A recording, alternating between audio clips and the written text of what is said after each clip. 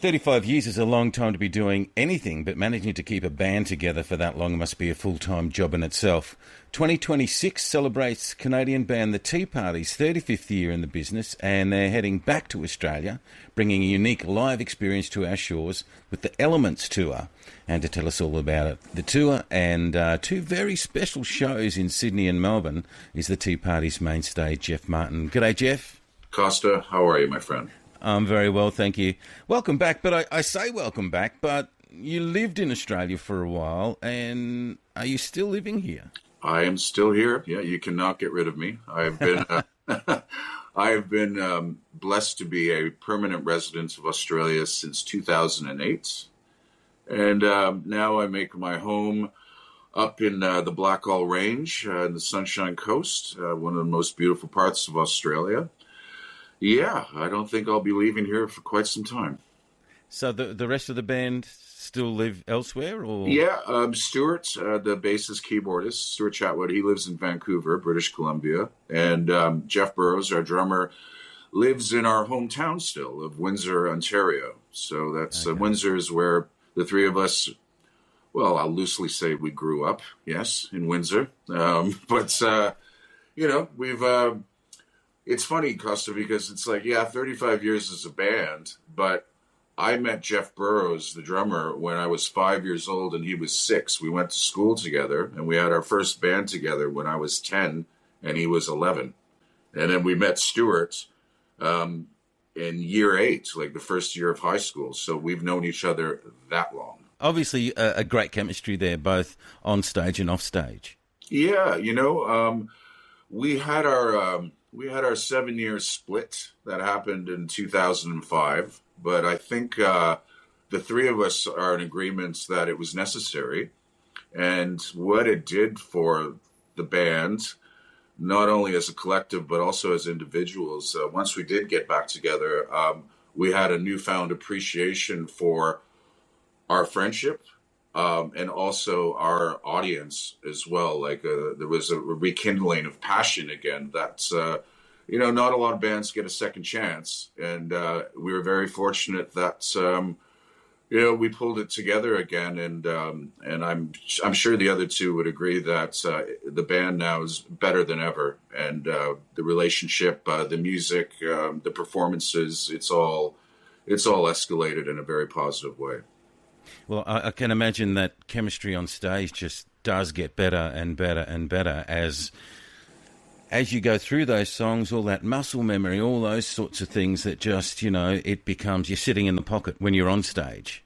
Yeah, well, it's quite true, and like a lot of those classic Tea Party songs like Psycho Pump or Temptation or Fire in the Head or The Bazaar, they keep on taking on a new life because it's kind of like, now, it's not prog rock and it's not jazz, but like, in a jazz band, like the musicians know that there's signposts that they have to reach within the framework of a song, but in between those signposts, it's kind of open, right? And that's sort of what is happening with the Tea Party. Like, we still deliver the essence of the songs. Like, no one walks away going, that wasn't right, but it's always now like there's always a new surprise in there. With that in mind, you've got a run of shows, 2 of which you're going to play with orchestras.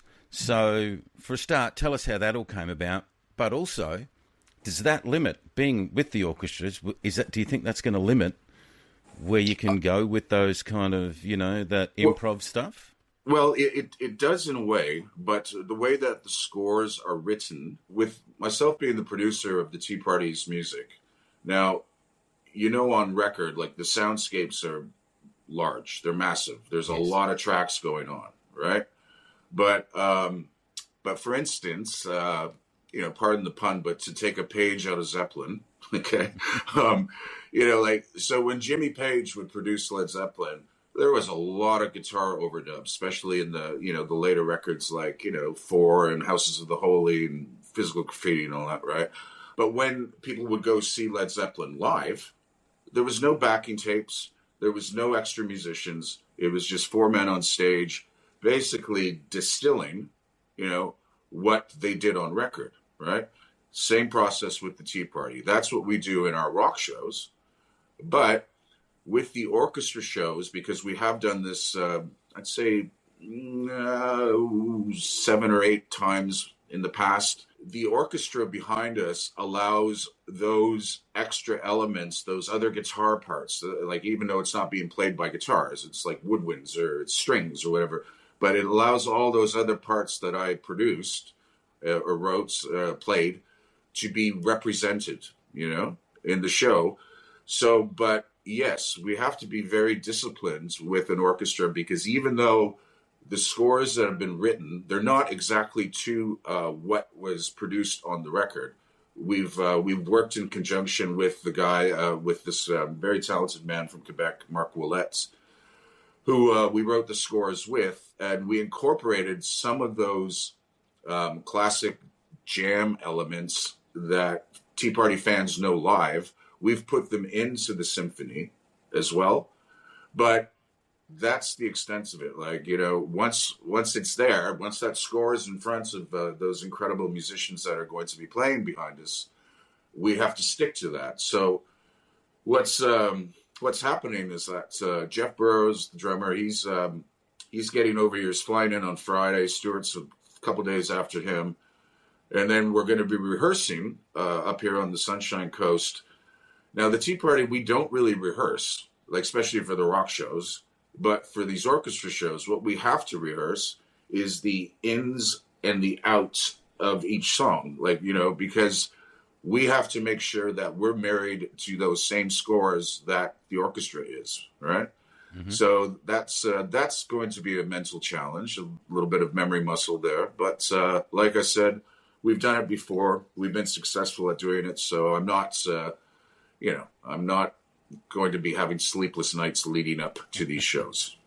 Oh, that's great. And those two shows are the Hamer Hall in Melbourne on Friday the 6th of February with Orchestra Victoria, and there's an Opera House show as well in Sydney on the 11th of February with the Metropolitan Orchestra. So Sarah Grace Williams is going to be conducting for both of those? Yes. Amazing. Like, I'm very excited about that. But it also costs, you have to think, like, back when you were at Triple J, okay? And I'm thinking about myself like a 23-year-old kid from Canada, okay? Fly to Australia for the first time, right? Triple J is playing our music. But, we were here for a month, the first tour that we did. And what the promoter did was he had this idea that we would do a residency in Sydney and Melbourne, and we would do it for 4 weeks, right? So 23-year-old me gets here, and I see the Opera House for the first time, like, in real life. And I'm thinking to myself, wow, wouldn't it be amazing someday to play that place, right? And, like, lo and behold, 35 years later, with the help of Triple J in the 90s and, like, this incredible audience that we have here in Australia that has stuck with us. And now there's a new generation coming out, as well. And 35 years later, we get to play one of the 7 wonders of the world with an orchestra, and it's sold out. I mean, come on. This is pretty cool. Fantastic. That's brilliant. Have you been to a show there? Have you seen shows at the Opera House? I've actually played a show there. Okay. I did, but it was the smaller room in the Opera House. It was a Beatles tribute sort of show. It was, what's the singer's name from Little River Band? Glenn Shorrock. Yes. So he was part of it. Jack Jones was part of it, so it was a Beatles sort of thing.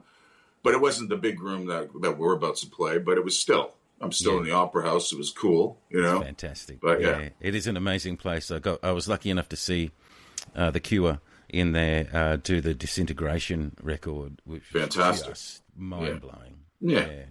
So brilliant. That's great, mate. So there's 2 elements. The Elements Tour. There's Wind and Fire. So why have you... Wind is the orchestra part of it, and the other 3 shows, I should mention, Thirroul on Wednesday, the 12th of February at Anita's, Fortitude Music Hall in Brisbane on the Friday the 13th, and Sunday the 15th of February at the Hindley Street Music Hall. And they're the fire elements. Yeah. So... Because it's all guns blazing. Yeah. It's all guns blazing. Yeah. So, like, and that's going to be, like the rock show that Tea Party fans have come to love. But you see, like last time the Tea Party toured across Australia, I think it was June of 2024. And that tour that we did, all the capital cities, it was kind of like we did our greatest hits, so to speak, right? And this time for Tea Party fans, we're gonna obviously there's songs that we have to play, or else there'd be a revolt. Like we got to play the Bazaar, we got to play Sister Awake and stuff like that. But we're also gonna go and explore some deep cuts, and that's gonna be fun for the band as well. So hence another reason why we should rehearse. Yes, those deep cuts. Yes. Right. Any secrets? Have you kind of got a list of deep cuts that you're going to be looking at? I do, but I just don't want to give it away, mate. Okay. Fair enough. Yeah. Fair enough. You're listening to thebreakdown.net. Now, guest today is Jeff Martin from the Tea Party, who are about to embark on a tour of Australia. That you mentioned before about the layers that Zeppelin did and the layers that you guys have. So how are the songs different that you will do with an orchestra? Well, okay, I'll tell you this. Like especially the emotional ones, like songs like Walking Wounded or Requiem. I say this in jest, but I actually kind of mean it in a way. Like, so the image of me, this Canadian Dark Lord of Rock, blah, blah, blah, right? But I'm on stage with an orchestra and playing those songs that I mentioned, Walking Wounded or Requiem. And it has happened in the past where, especially if I get a moment and I'm not singing, I turn around and there's tears streaming down my eyes, because I don't want the audience to see. I don't want to lose my cool, right?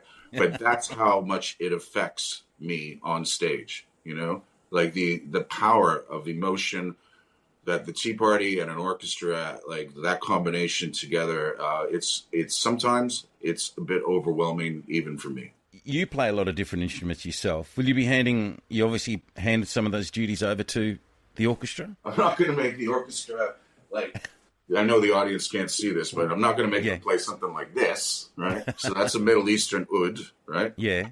I've got a lot of things that's because of my studio being here in Australia, and a lot of those exotic instruments that you used to see us play like in the 90s and things like that. Well, now they're all housed in my recording studio.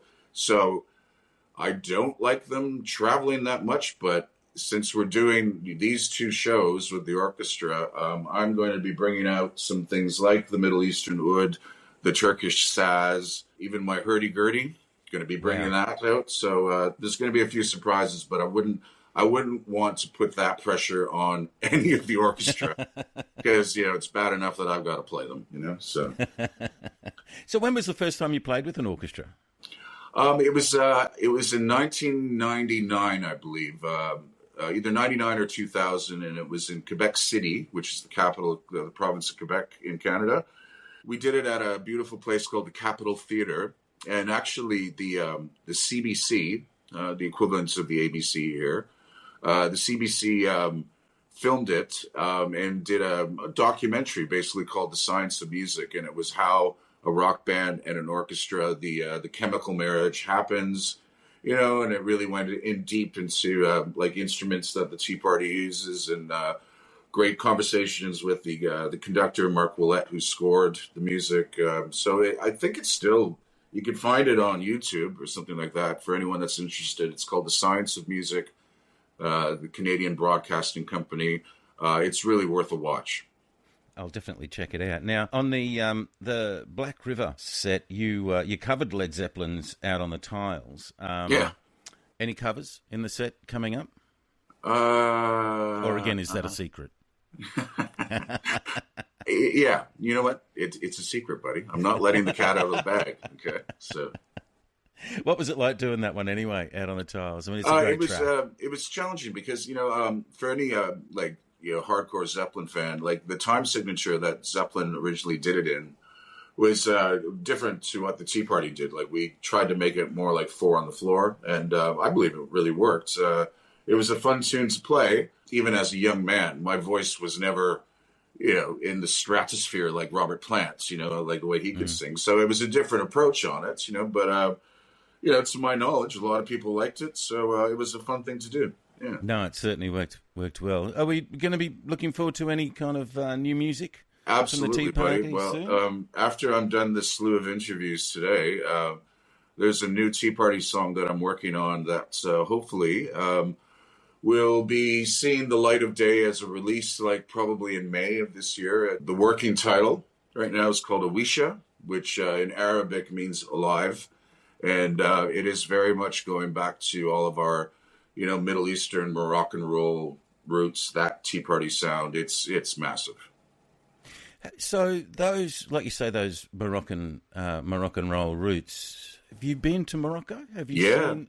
Absolutely. So did you learn from local folks there about different instrumentation and stuff? I'd been listening to music from Morocco and the Middle East and Turkey and whatnot. So like ever since I don't know, 18, 19 years old. But it was only really in my early 40s when I had the opportunity to travel to Morocco. And I was there for about a month and spent a lot, like half of it in Fez, which I absolutely fell in love with, and the other half was in Marrakesh, which was cool, little dangerous, but still cool, And but like Fez was amazing because I got to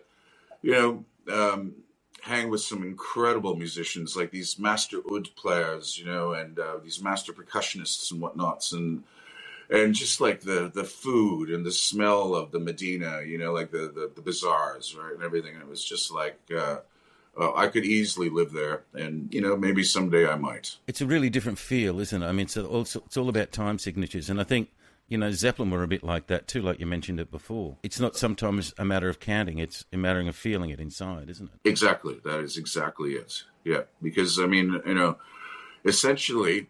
My motto is, if you can make love to it, then the time signature works.